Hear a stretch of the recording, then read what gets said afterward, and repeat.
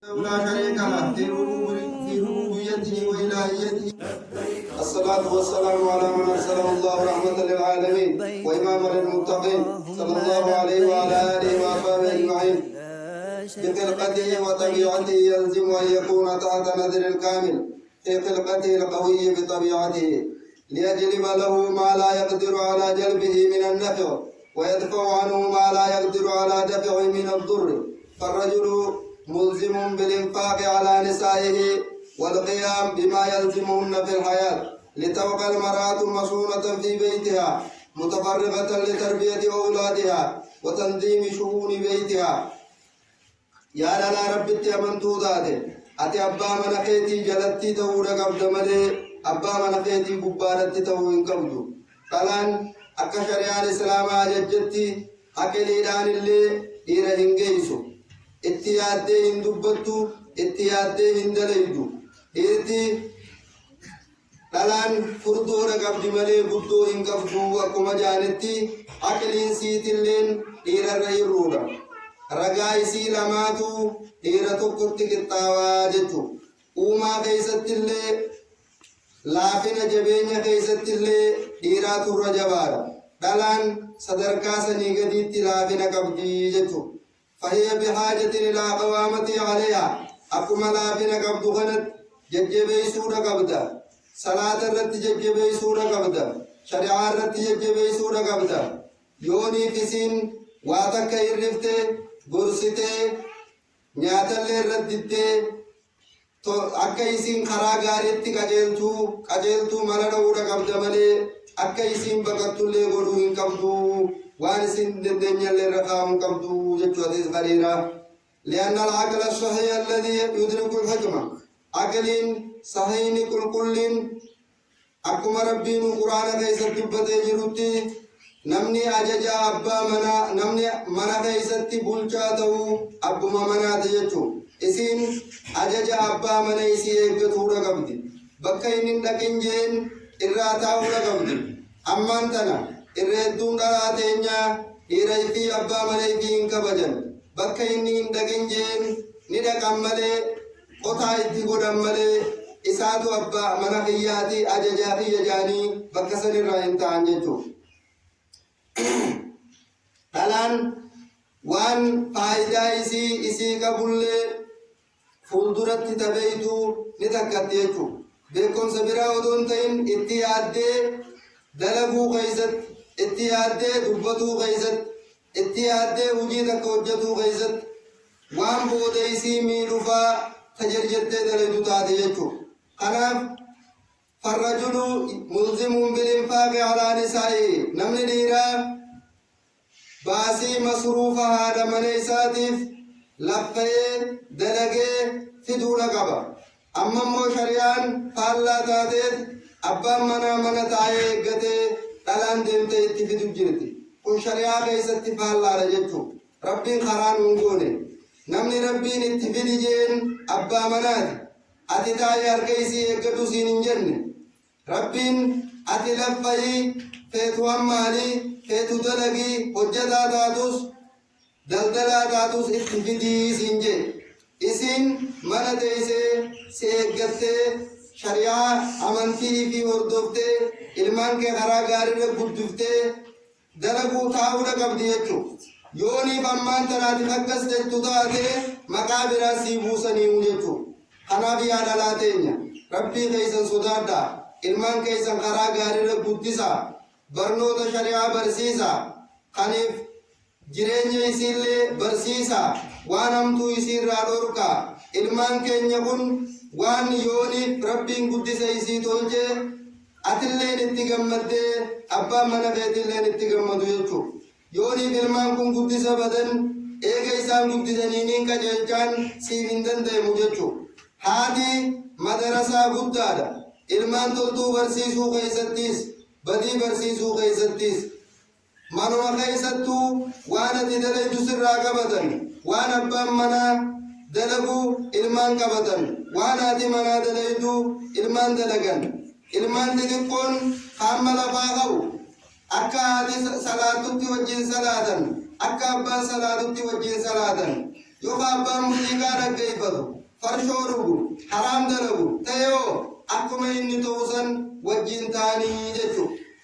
Akkuma qissaa keessa jirutti mucaan tokko odoo abbaa ifii bira taa'u abbaan sigaaraa dhuge. Abbaan mucaan dhuginaan abbaan akki jeen dhiisin dhuginii namni kana dhugu baalageedhaayii jeen. Abba akkas ta'uutis baalageedha kaayii ni dhugudaayii jeen jechuudha. Abbaan mucaan nafasa lafaa fuudhee fiqqabee dhiisi namni kana dhugu baalageedhaa jeen. Abba akkas ta'uutis baalageedha kaayii jeen jechuudha. Kanaaf ilmoon waan ati dalaydu sirraa qabatti ilmootee gaarii qabsiisi malee hamtuu hin qabsiisinii jechuudha. اللهم صل على محمد وعلى ال محمد كما صليت على ابراهيم وعلى ال ابراهيم انك حميد مجيد. اللهم بارك على محمد وعلى ال محمد.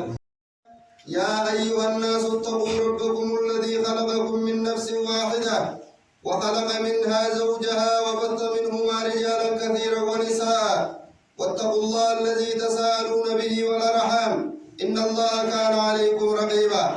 ويقول النبي صلى الله عليه وسلم واستوصوا بالنساء خيرا. ويقول ما تركت بعدي فتنة أضر على الرجال من النساء. يا علمان نمان أنجا ربي كيس صدادا ربي سورة نساء كيس تأكجين. يا أيها الناس يا علمان نما اتقوا ربكم الذي خلقكم من نفس واحدة صدادا ربي كيسا خلقكم من نفس واحدة خنيف لبو تكتير راقيسنو مسن صدادا راجا وخلق منها لبو سنر راقو ميجا زوجها جارتيسا آوى خاو ميجا وبث منهما رجالا كثيرا ونساء إسان لمان الراغ الدم إسجا خفجا سجا دير الدودا في قلا الدو إسان سن الراغ الدم إسجا ربي لبو تكتير إسنومي هاوا في آدم الرا إيغس بودا دير الدودا في قلا الدو خكت الدم إسجا صدا داراجا. واتقوا الله الذي تساءلون به والأرحام أما اللي صداد داجا إسا والكدن تنسل اللي صداد داجا والأرحام فرمرور اللي فقاد داجا صداد داجا فرق يسمروا صداد داجا إن الله كان عليكم رقيبا ربي نسررت تيسا تهيجا ربي يرودرا آدم بيه راومت بيه غصا هدور راومت ها دير النساء رندما جادمي سنومي ايغس بودا هادا منسا هاوتا جامتو چناچ سار راومي ايغس بودا اسان لما سنر راهد هورتے هدو خومي جا اومانتون ايغا اكر راهاتے جبابنا كيستي قدوم دي مجرتي جان. ويقول النبي صلى الله عليه وسلم نبي كان نغير من نسرت اجرات وكجي واستوصوا بالنساء خيرا قدا تنتي تلتوراما غاري سانت راما راجا. ويقول ما تركت بعدي فتنة أضر على الرجال من النساء أني واندي بنجا إيغا خيا واني مقرة دير الرتي قرار واني دي سين كبوجا واني ديك خيا فتنة مقرة دير الرتي تادو ايك خيا واني دلار رتي دير الرتي قرار واني دي سين كبوجا قرانتون جلنا يسيتو كراغورا جچو يونيف نما ربين إرادي سيونيف تاتي ملي فتنان بني إسرائيل قرار راتات يجو خناف فتنان دلادا تقفى درار رتي والجال لجاني فرندي لجاني مقا شريا خيسن جرعو مني ولين ديمون والشريخون أجين بودان أفاني والدبسني أجين بودان كاما والدياتني أجين بودان حرام التقين جتو ودوتو مجاني haasawa afaaniitiin eegalanii fitinaa guntuudhatti nama geessitii jechuudha. Kanaaf yaa obboleeyyan kiyya qadiiraa dhalaa jallattuurraa fagaadhaa, afaaniin illee wajji haasawuurraa fagaadhaa, sagaleedhaan siirii siggooti, zaata sii qadeemu kanaan siirii siggooti, ibsin miidheessiteet akka ati gamasii hawwattu si gootee jallina si geessiti jechuudha. Kanaaf dhalaan jallattuun sillee jallifteet rahmata rabbii irraa si fageessitee azaaba si neeyitee jannata irraa si fageessiti jechuudha. Kanaaf yaa dhalaa rabbitti amante qaama kee gullaa keeysee hin deemin, sarbaa kee achi keeysee hin deemin, dhiira irratti mokkoran ta'in, irree tee achi keeysee hin deemin, urgeeffattee karaarra hin deemin. Shariyaa si dhorge an sin dhorgine. Taabbaa manaa qabdu mana ifii keessatti shittoo godhatuudha. Taabbaa manaa hin qabne ala urgeeffattee isiin deemtu abaarsa rabbiitu irratti jira, abaarsa nabiyyii rabbiitu irratti jira, abaarsa malaayikaatu irratti jira jechuudha. Qaama kee bakka malatti hin dhiqatin, rifeensa kee banaan deemin, rabbii kee sodaadhu, ganaana rabbiin rifeensaan sirarraa suutaa. Qaama kee bakka malee hin kaayin, bakka maletti hin mul'isin, nama silaa mul'isuun sirratti haraam irratti hin mul'isin. Harma kee achi keeysee hin deemin, bakka qaamni kee huccuu waxxarri taa qaamni kee achi si kakeeysu kaayattee dhiira irratti fitnaa hin ta'in. Huccuun dhalaan islaamaa uffattu gosa sadi ta'uudha qabdi, furdoo ta'uudha qabdi, ta qaamni kee isaan hin mul'anne. Dheertuu gaggeessu ta'uudha qabdi, tarraa ol sallaqa hin jenne jechuudha. Ammallee ta qaamarraa illee achi buqqaatu ta'uudha qabdi jechuudha. Kanaaf yaa dhalaa rabbitti amante dhiira irratti mokkora hin ta'in, dhiiran jallisin, ifii jallattee dhala akka keetillee hin jallisin, ifii jallattee dhiirallee fitinaadhatti hin geessin. Fattaqullaha ayyuhal muslimuuna fi nisaa'ikum. Yaa nama rabbi dhugoomse, yaa namaan islaama isiniin ifiin jiru dhalaa teeysan keeysatti rabbi sodaadhaa. Ta manaa qabdan ta'uu, ta ifii qabdan ta'uu. Wattaquu wasiyyata Allaahi wa wasiyyata nabiyyihi fiihinna. Sodaadhaa dhaamsa rabbiin isinitti dhaame, dhaamsa nabiyyii rabbii ka rabbiin nuttis dhaame, nabiyyiin rabbiillee sallallahu alaihi wasallam nu dhaame san sodaadhaa. Hamtuu irratti isaan hin dhiisina. Oggaaniif dhalaan dhiirti takka mana keeysa mijiyyoo teeysan bira dhufte bira ayyaa'ina, manan ballisinaaf, afatan tolchinaaf, manan ballisinaaf bira ayyaa'ina. Rabbii keeysan sodaadhaa. Dhiirti dhalaan takka mataa siitii wajjiin nama shan ibidda naquudhaaf teeysi. Abbaa siitii isinimatti an abbaan kiyya takkaa gaarii takka nan barsiifne, hamtuurraa nan dhorkine, gaarii takkan nan ajajne jetteeti himatti. Yooniif toltuu feete qabaattellee sababaa ilmoosaa toltutti ajajuu dhabuutiin gubateetuma ba'a. Haadha isaatis ni himatti, haadha isiitiis anummaan tiyya takkaa toltuun nan ajajne, hamtuurraa nan dhorkine, qaalii rabbii takkan nan ajajne jetti. Isiinis ni gubatti yooniif toltuu feetellee qabaatte jechuun. Obboleessa isiitiis ni himatti. Sadaffaan obboleessi kiyya gaariin nan ajajne, hamtuurraa nan dhorkine jetteeti himatti. Innillee ni gubata yooniif toltuullee qabaate gubateetuma ba'a. Afraffaan abbaa mana isii ani toltuun nan ajajne, hamtuurraa nan dhorkine, qaalii rabbii takkarran nan dhorkine jettee himatti. Abbaan mana isiitiis ni gubata yooniif toltuu feetellee qabaate. Mataa siitii wajjin nama shan ibiddatti gubuu teeysii jechuudha.